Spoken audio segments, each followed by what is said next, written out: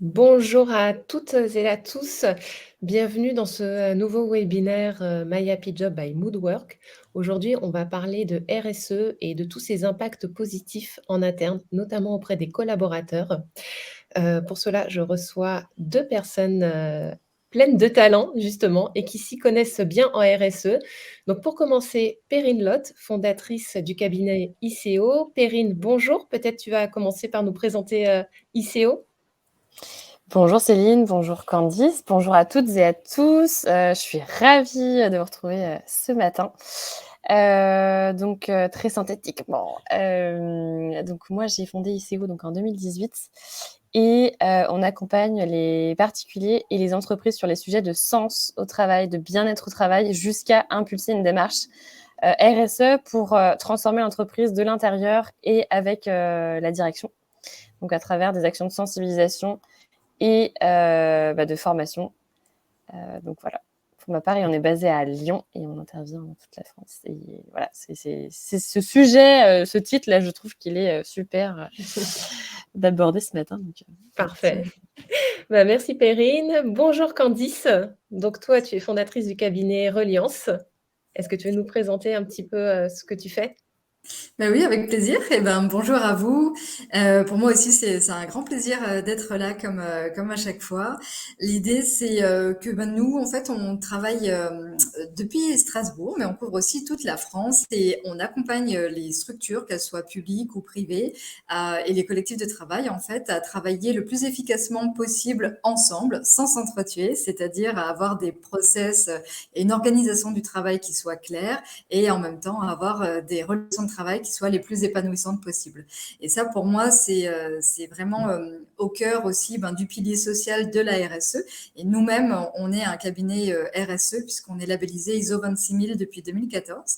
Et donc, voilà, sur le principe du cordonnier le mieux chaussé, on essaye de pouvoir accompagner nos clients justement parce qu'on sait par quoi on passe vers une démarche RSE et pour la mettre en place la plus facilement possible en fait, au travers justement d'un programme une méthode en 6 semaines pour arriver à une démarche toute clé en main de RSE.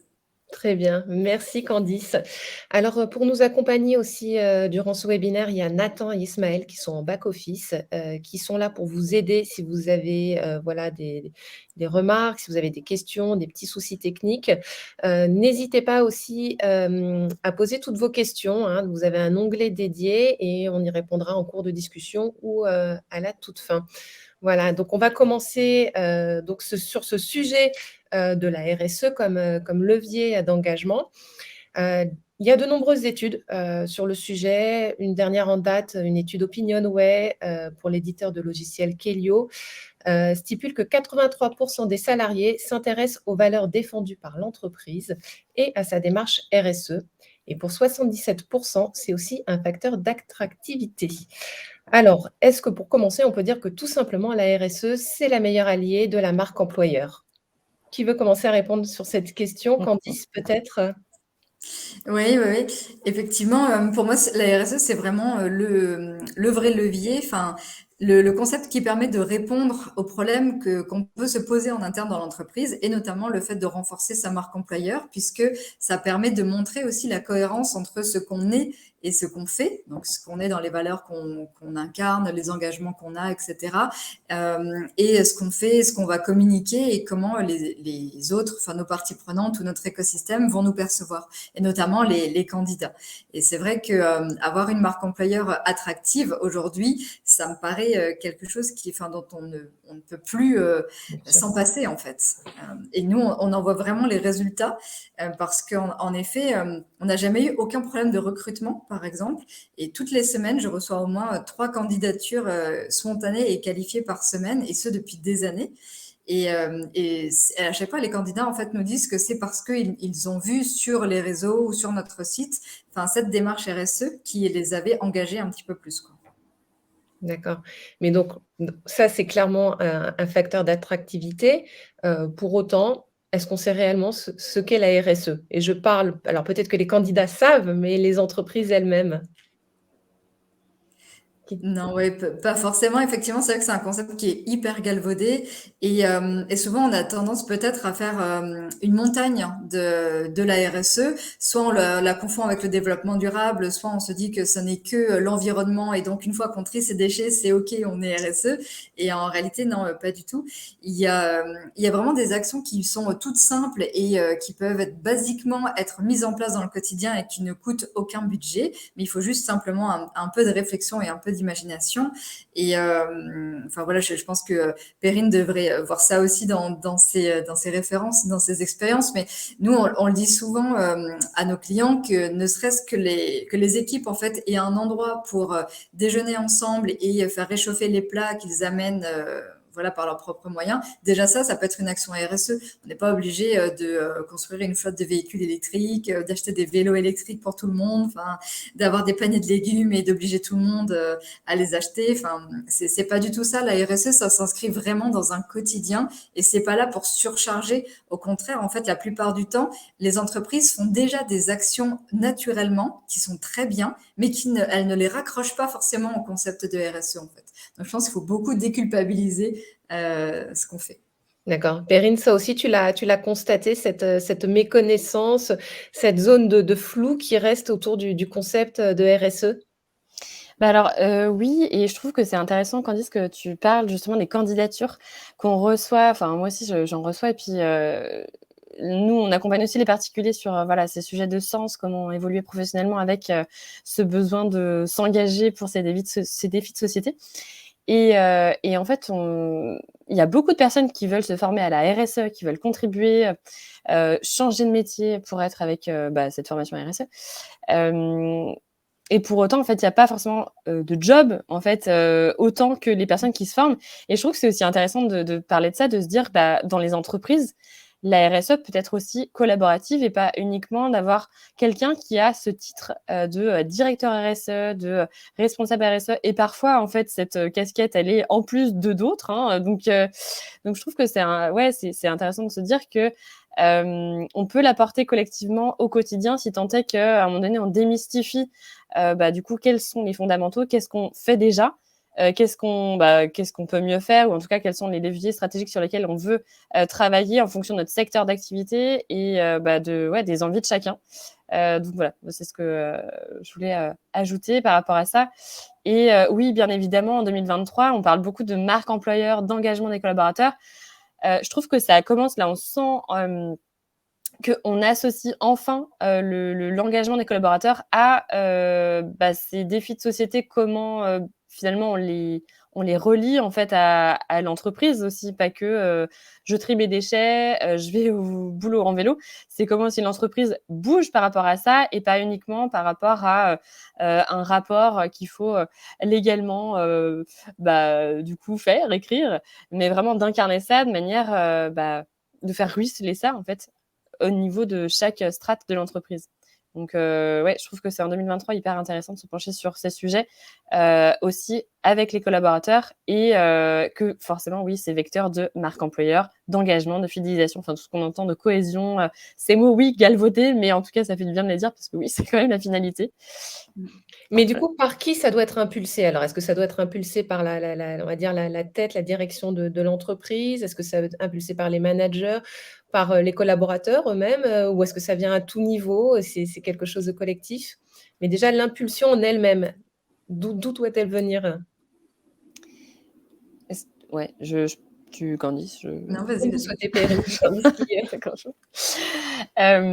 pour moi, en fait, c'est pas, unilatéral, en fait. Disons qu'à un moment donné, oui, il y a, un comité de direction, un dirigeant, ou dans des collectivités, des directeurs qui prennent le sujet en main et se disent: «Bon, je vais mettre du budget pour peut-être, accompagner mes équipes», en tout cas si cette volonté est collective, hein, parce que moi c'est vrai qu'on n'en a pas forcément, je l'ai pas forcément dit, mais nous, notre manière d'accompagner, c'est de manière, très, collective avec les salariés et pas uniquement, top management ou quoi dire, qui définit la stratégie. Mais ça peut être un vecteur, un premier de se dire: «OK, je suis, dirigeant, j'impulse, cette envie d'activer les leviers pour être soit ISO 26000, enfin en tout cas toutes les actions qu'on peut faire. Mais pour moi, ça ne peut pas fonctionner si c'est juste la direction qui porte ça. Donc, ça peut être aussi impulsé par l'intérieur. Hier soir, par exemple, j'étais en train de discuter avec la fondatrice des Pépites Vertes. Je ne sais pas si vous connaissez. C'est un mouvement qui, justement, tout comme un autre mouvement qui s'appelle les collectifs, qui permet de créer cette culture d'entreprise aussi par les salariés, que les salariés aussi impulsent ces initiatives et que justement, à un moment donné, ça va monter jusqu'au comité de direction pour se dire, OK, en fait, il y a un tel lobby ou une telle envie de faire bouger la boîte que je vais les écouter et que en fait, l'entreprise est composée d'humains. Donc, si on n'écoute pas les humains, à un moment donné, l'entreprise ne fonctionne pas. Donc, je m'éparpille un peu là, justement. J'ai plein d'idées qui fusent, mais du coup, toujours pour dire que pour moi, il n'y a pas de c'est le codir qui impulse ou c'est les collaborateurs. Ça doit être un travail commun.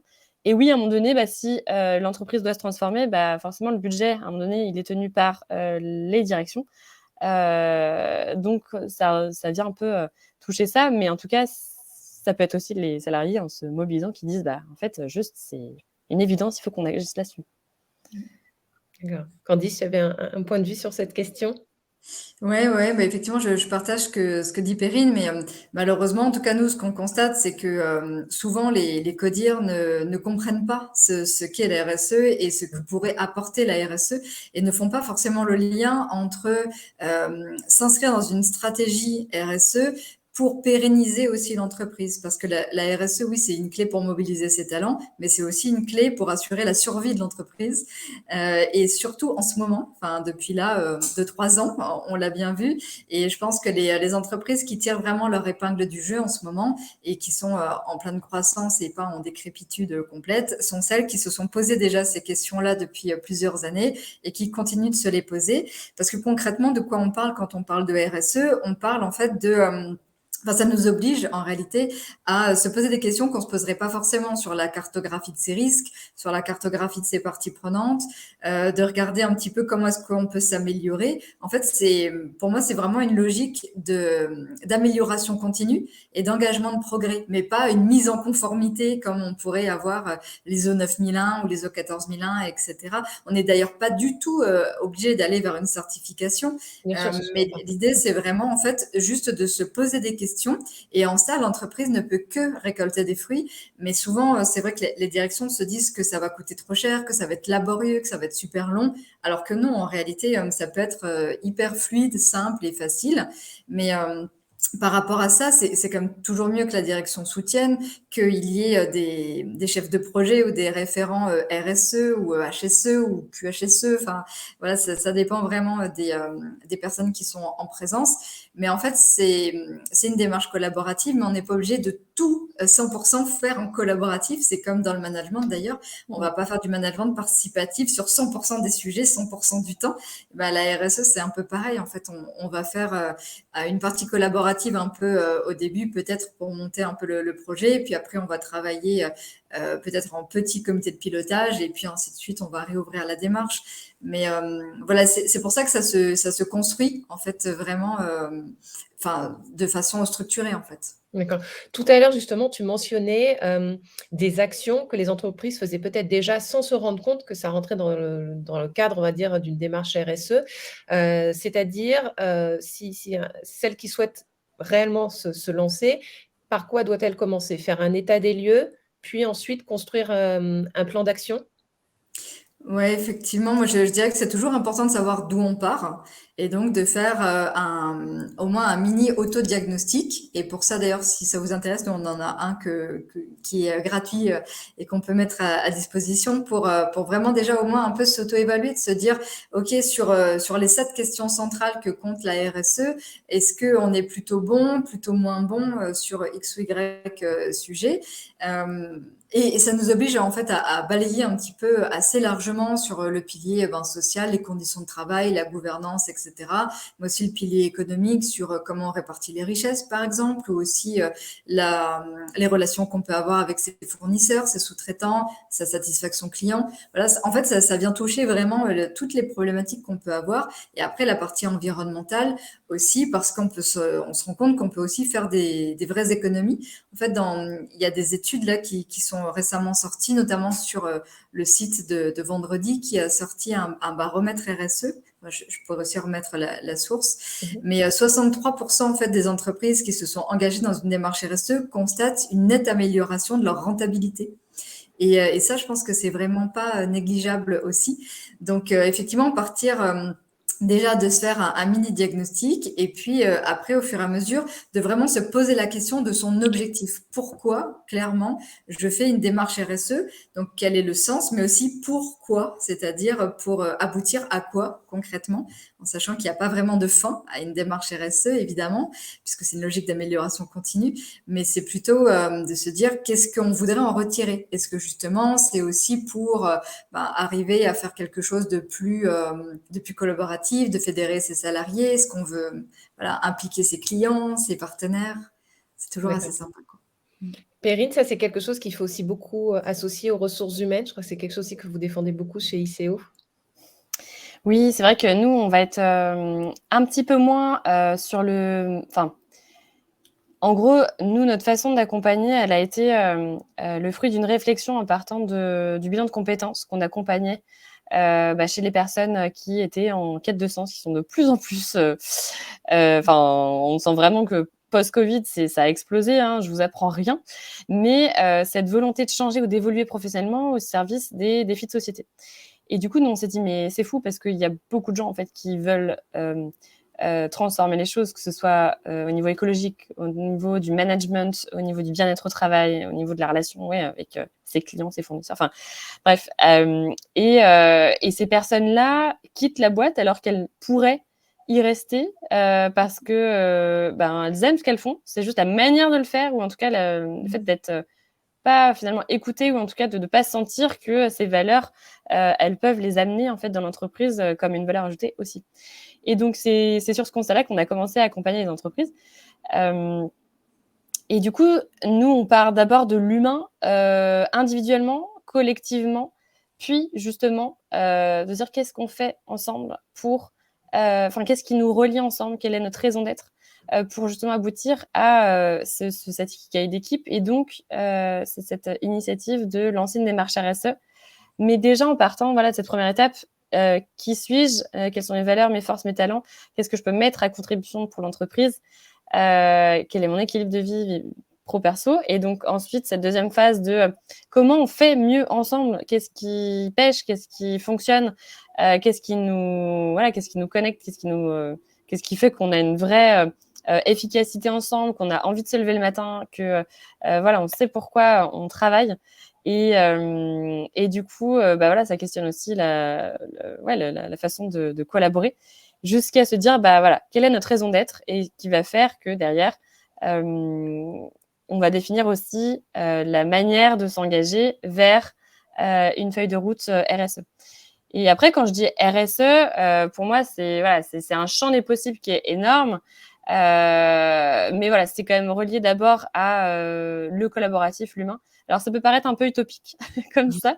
Et c'est vrai que pour rejoindre ce que dit Candice, je trouve que c'est parfois difficile de convaincre, entre guillemets, que encore maintenant, la RSE, c'est un vrai vecteur d'engagement. En fait, c'est pas on remplit des lignes dans un rapport et du coup, c'est bien, on affiche que notre entreprise est une société à mission ou que elle est avec une gouvernance qui écoute ses collaborateurs, que il y a des baby-foot. Enfin, je prends les gros clichés comme d'habitude, quoi, mais c'est vraiment de construction avec les collaborateurs et de se dire, en fait, s'ils sont partie prenante, c'est que du coup, ça engage, en fait, ils s'impliquent, ils se sentent en phase. Et donc, même si c'est à côté de leur mission, il y a des groupes de travail qui se montent, c'est génial et ça devient des automatismes. Là, j'avais au téléphone une dirigeante qui me disait, en fait, donc c'était dans le secteur immobilier. Maintenant, dans ce projet-là, j'ai j'ai dit aux personnes avec qui je travaille, les promoteurs, je crois, qu'il fallait décaler un parking de quelques mètres parce qu'il y avait un arbre centenaire. Enfin, ça paraît bête en fait, mais si tout le monde en fait avait ces réflexes dans son quotidien de justement appliquer, que ce soit sur le volet écologique ou qualité du travail ou autre, mais en tout cas de se dire au quotidien j'applique les principes sur lesquels on s'engage collectivement, ça ce serait génial en fait. Donc c'est un peu nous, Est-ce que ce qu'on c'est essaie de aussi une faire. manière, excuse-moi, est-ce que c'est aussi une manière justement de valoriser, les compétences, des collaborateurs qui peuvent du coup se révéler, Bien sûr, quand ils défendent comme ça certains projets? ouais, bien sûr. Après je trouve que enfin, voilà, c'est pas toujours évident enfin, on a une notion de temporalité qui est toujours un peu frustrante parce que, ça se rajoute en plus, des missions de chacun, de se mettre dans des groupes de travail sur, voilà, comment on fait évoluer l'entreprise, sur ces, 7 piliers, enfin, en tout cas, les axes stratégiques sur lesquels on a décidé d'avancer, de faire évoluer l'entreprise. Mais s'il y a un chef de projet, s'il y a un peu, voilà, un référent qui booste, qui voilà, qui permet d'avoir ces deadlines-là et de lancer l'initiative, de réunir, de fédérer, c'est vraiment aidant. Donc c'est aussi l'idée d'avoir un programme ambassadeur aussi, ça peut être une piste, pour, les entreprises qui sont un peu, grandes. Alors je sais pas, voilà, Candice, comment vous vous adressez les grandes entreprises, mais en tout cas, nous la partie ambassadeur, c'est un vecteur qu'on a trouvé pour justement vraiment, permettre, de toucher en fait, chaque métier, chaque BU, chaque fonction pour que ça ait du sens, jusqu'au métier, justement. C'est quelque chose que vous connaissez justement, Candice? Ouais, ouais, effectivement, mais c'est vrai que pour engager en fait ces salariés notamment, l'idée c'est qu'ils comprennent déjà vraiment bien de quoi on parle Mmh. et ce que c'est. Et la plupart du temps, il y a un vrai travail en fait de pédagogie, Ouais. d'information, parce que déjà dans dans son quotidien de travail, on a parfois d'autres choses à faire que d'aller se pencher encore sur des choses que l'entreprise propose. Donc il y a un vrai travail de sensibilisation et nous on le fait souvent au travers de petits jeux en fait qu'on peut accessibles sur le téléphone, sur la tablette ou sur l'ordinateur avec des petits défis pour je sais pas le premier enfin c'est aussi un peu caricatural, ça dépend du niveau de connaissance, mais le premier ou la première collaboratrice qui voilà a trouvé la définition du concept de la RSE ou alors est allé dénicher des cups en carton plutôt que les gobelets en plastique, enfin voilà des choses un peu comme ça. On essaye au travers d'exemples hyper concrets et pragmatiques du quotidien de leur montrer en fait ce que la RSE peut apporter. Et une fois, donc on le fait par petits groupes comme ça, et une fois en fait que chaque petit groupe est bien au fait, ils vont pouvoir former en effet. Puis après c'est un principe d'essaimage sur le reste de l'entreprise, mais on vise jamais l'entreprise au complet. C'est en effet il y a toujours des ambassadeurs qui sont là. Il suffit d'une personne hein, au départ Mmh. pour commencer, et puis après ça prend. Mais ça prend d'autant plus vite qu'on a des petites victoires à célébrer. Parce Mmh. que, en effet, comme disait Perrine, ça peut être assez frustrant dans le timing. Donc, c'est pour ça que nous, on privilégie toujours le fait de faire 3 ou 4 petits objectifs qu'on est sûr d'atteindre, plutôt que 25 qui vont nous prendre 3 ans et qu'on n'atteindra sans doute pas parce qu'on sera démotivé avant. Donc, c'est l'idée, pour moi, la RSE, c'est vraiment une démarche de pas à pas. Et c'est d'appliquer le concept de durable à chacun des segments. C'est-à-dire quand on achète du matériel informatique, on se pose la question de qu'est-ce qui sera le plus durable? Est-ce qu'on met un petit peu plus de budget dans nos ordinateurs, mais on les tiendra 7 ans, quoi. Mmh. Et voilà, des choses un petit peu comme ça, par exemple. Mais donc on a vu que la RSE est un vrai plus pour l'entreprise, mais vraiment pour les individus en tant que tels. Est-ce que c'est une manière aussi de se sentir valorisé, de se sentir, utile? Peut-être qu'ils ont une démarche personnelle, mais le fait de faire dans l'entreprise, est-ce que vraiment ça va leur redonner confiance, leur redonner, peut-être, un sens dans ce qu'ils font au quotidien? Ouais, en fait, ce qu'on remarque, c'est que le sentiment de fierté Mmh. qui résulte en fait du fait de s'engager aussi dans ce type de démarche, ça fait qu'on se sent appartenir à un groupe.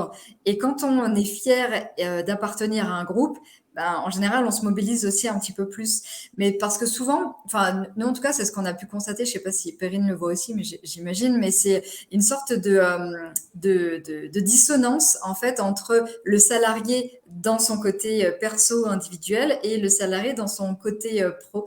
Et en fait, aujourd'hui, il faut vraiment relier les deux parce que les études montrent que 90% des consommateurs préfèrent acheter une marque qui témoigne en fait d'engagement et voilà de RSE.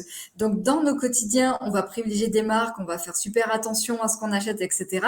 Et dans son entreprise, on se rend compte que c'est n'importe quoi, que personne n'éteint la lumière, que les gens se parlent mal et que les sous-traitants, on en change tous les 4 matins, quoi. Donc ça crée cette dissonance et je pense que c'est ça. En fait, c'est de s'autoriser aussi à se comporter au travail de la même façon qu'on se comporterait à la maison. En fait, on trie ses déchets à la maison, on se parle à peu près correctement, on essaye d'avoir des liens durables avec son écosystème, en général, avec sa famille. Et ben, c'est un peu pareil, en fait. En entreprise, c'est vraiment transposer ces mêmes modes de vie, en fait. Très bien. Perrine, tu l'as constaté justement cette dissonance?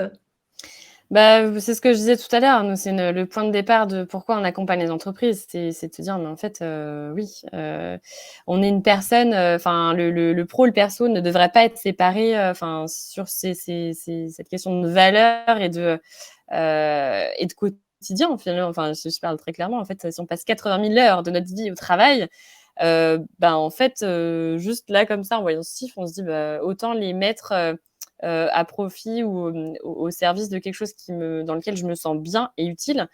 Et du coup, l'idée, c'est vraiment de remettre l'humain au centre en fait des organisations. Moi, il y a un chiffre aussi qui me parle bien, qui est vraiment le 96% des collaborateurs qui attendent que leur entreprise s'engage en fait par rapport à cette politique développement durable. Et je me dis, qu'est-ce qu'on attend en fait? Enfin, Oui. je sais que, enfin voilà, c'est balbutiant selon les secteurs d'activité, selon les structures. Il y a encore du job pour faire de la pédagogie et je te rejoins Candice. En fait, la première des étapes en fait, c'est d'acculturer les personnes sur finalement c'est quoi les fondamentaux de la RSE.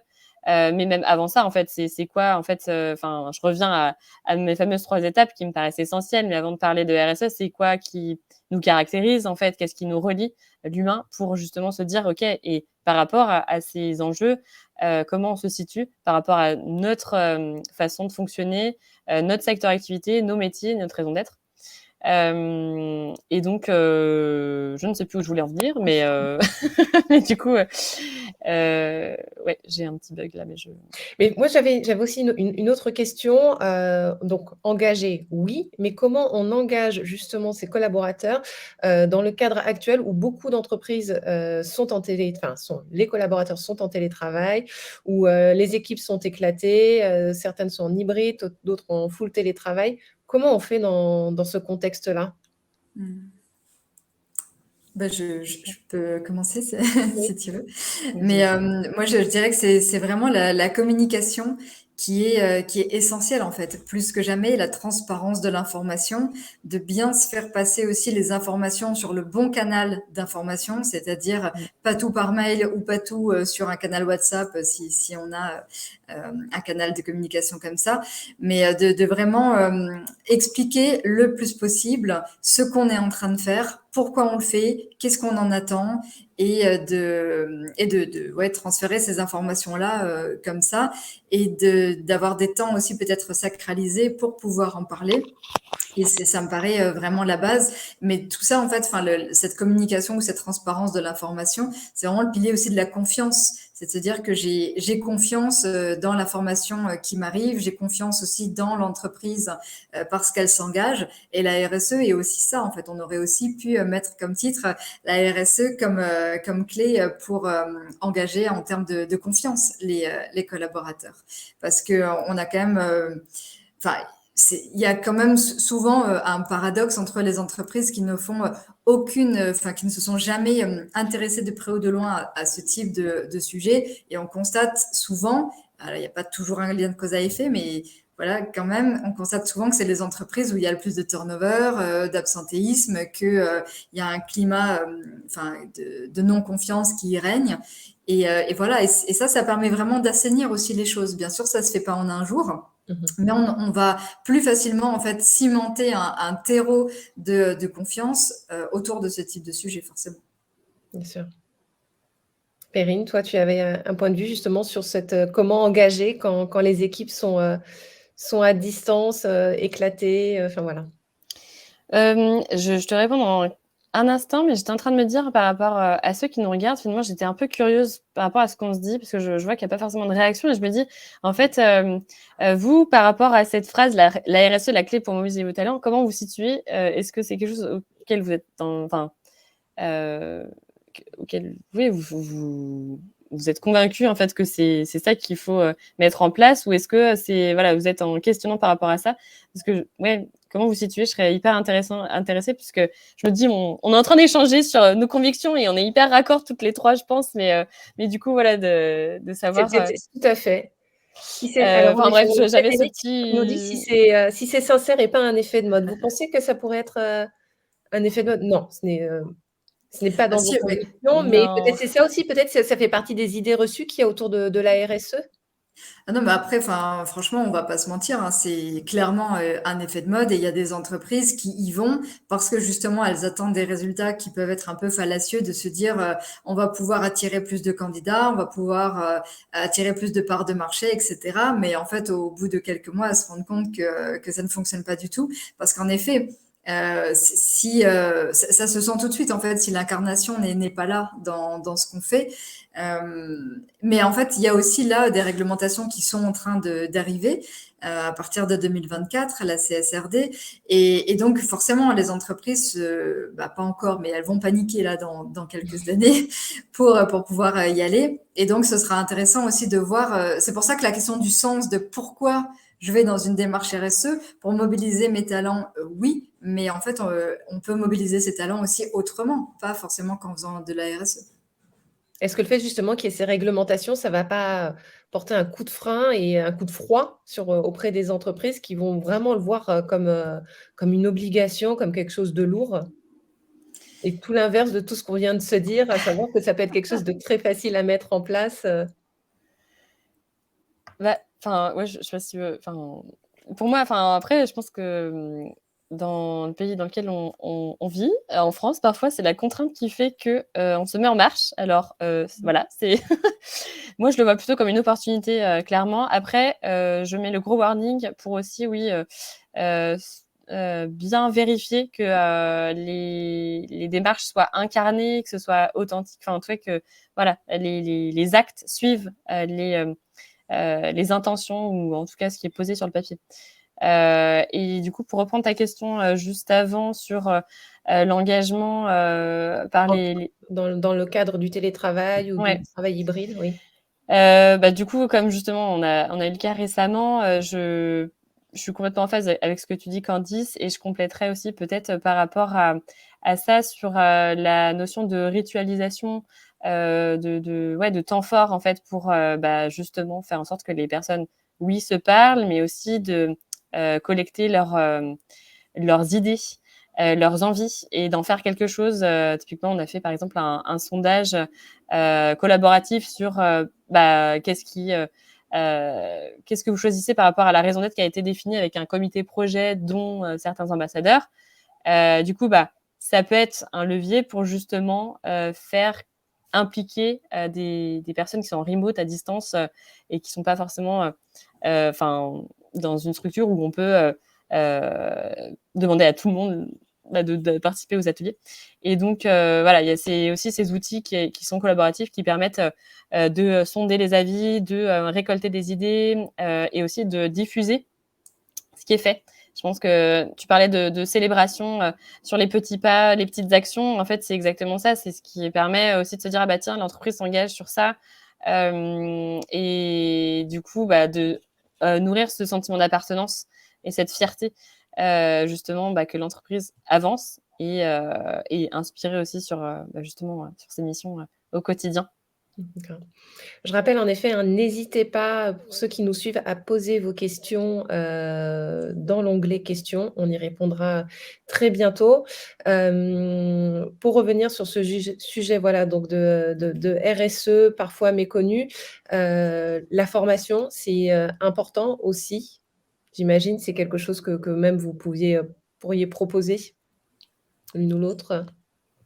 Ouais, effectivement, pour moi, c'est vraiment un préalable, en fait, parce que c'est pas tellement la formation en soi pour maîtriser intellectuellement le concept de la RSE, parce que c'est intéressant de savoir un peu ce qui existe, etc. Mais c'est surtout en fait intéressant de voir comment on peut l'appliquer à sa structure. Et c'est pour ça en fait que pour nous c'était important d'ouvrir en fait un programme en ligne, c'est-à-dire avec des capsules vidéo que les personnes peuvent regarder à leur rythme et avec des cahiers d'exercices pour justement tout de suite en fait essayer de rédiger ses propres livrables pour sa structure, pour qu'au bout de 6 semaines, sa démarche RSE soit déjà posée sur les rails, mais en s'étant posé des vraies questions en fait essentielles avant. Et c'est pour ça qu'en fait l'idée c'est que les personnes le font seules, mais sans être seules, puisque on les accompagne aussi toujours à côté, ben voilà, avec des heures de coaching qui sont comprises dans le programme et avec des questions et une communauté. Mais en tout cas, c'est d'essayer de ne pas se faire une démarche RSE sur un petit coin de table en se disant ça y est, c'est bon, c'est fait, mais plutôt de s'ouvrir aussi à ce que font les autres. Regarder aussi peut-être parfois ce que font leurs concurrents. C'est toujours intéressant, mais c'est clair que d'avoir en fait une méthode pour commencer à se poser la question de sa stratégie RSE, ça me paraît fondamental. Ouais. D'accord, très bien. Alors, je ne sais pas si on a des questions ou pas, sinon on va bientôt clore, le webinaire. Moi, Si vous je vais peut-être souhaitez compléter. réagir, Pardon. Je, je compléterais peut-être parce que du dis-moi coup, Perrine, on a oui. une approche un peu différente et c'est là où je trouve que c'est super chouette, c'est ce qu'on disait juste avant, d'être plusieurs en fait à accompagner sur ces sujets. Je pense qu'il y a beaucoup, beaucoup à faire et plusieurs méthodes, comme tu le disais.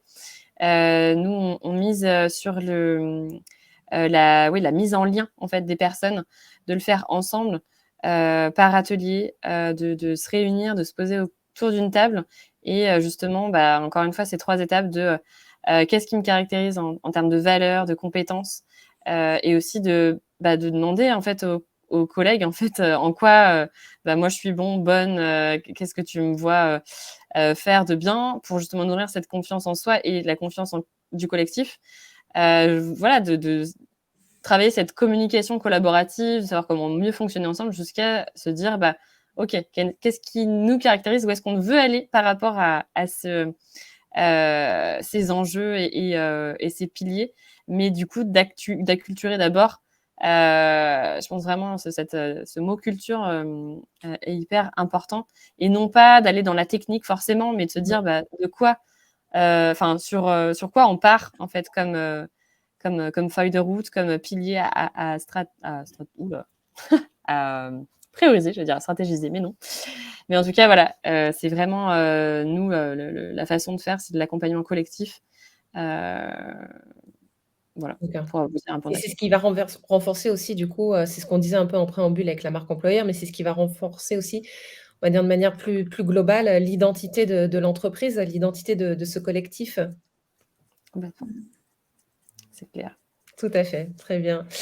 Bon, bah, très bien, donc si on résume, la RSE, donc c'est à la fois un pilier, un pilier pour la QVT, un pilier social, un gage de performance, donc en fait, il faut se lancer, en fait, tout simplement. Bah, en fait, il y a aucun risque à le faire et par contre, pas mal de risques à ne pas le faire. Je crois que c'est ça, il faut vraiment regarder ce qu'on a à gagner, ce qu'on a à perdre. Et honnêtement, franchement, il y a pas grand-chose à perdre parce qu'encore une fois, voilà, éventuellement, à part le coût d'une formation ou d'un accompagnement, Mmh. c'est à peu près tout. Mais même, on pourrait tout à fait aussi commencer, enfin, sans ça.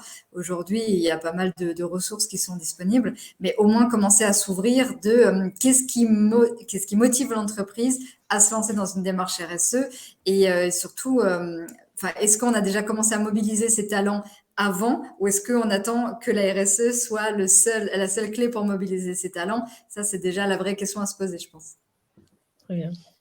Et on peut le prendre aussi à l'envers, de dire, en fait, quand tu dis: «Oui, qu'est-ce que ça coûte?» ou quel est le risque? En fait, on a tous les chiffres qui montrent le taux de désengagement, le taux de mal-être au travail, le nombre de burn-out, enfin là, je les ai plus en tête, mais c'est des milliards, en fait, d'euros, par année. Et en fait, justement, c'est de prendre le sujet de l'engagement des collaborateurs en lien avec justement, cette, façon de collaborer, ce sentiment d'appartenance, cet engagement faire en faveur d'une société plus juste et plus durable aussi Mmh. dans son entreprise et pas personnellement, sur la façon de travailler avec ses parties prenantes, enfin et cetera. Donc je pense que ouais, c'est vraiment important de l'avoir en tête et qu'en fait, on ne part pas de zéro, jamais. On Donc part ça, pas de zéro. C'est-à-dire que c'est ce qu'on disait, c'est qu'il y a toujours une base qu'on ignore? il y a forcément des actions qui sont déjà faites, en fait. Et je pense que là, la première étape aussi, c'est de se dire qu'on fait des choses pour, se dire d'où on part et de voir derrière, qu'est-ce qui est, à optimiser, à changer, à ajouter. D'accord, très bien. Parfait. Bah, écoutez, merci, à toutes les 2 pour, voilà, pour votre intervention. Merci à vous de nous avoir suivis. Le replay de ce webinaire sera disponible sur la chaîne, My Happy Job by Moodwork, sur la chaîne YouTube, pardon, je précise. Il sera disponible d'ici quelques jours. Merci à toutes les 2. Merci Céline, Merci. merci Au revoir. Candice. Merci à vous. Au revoir, bonne journée. Au revoir.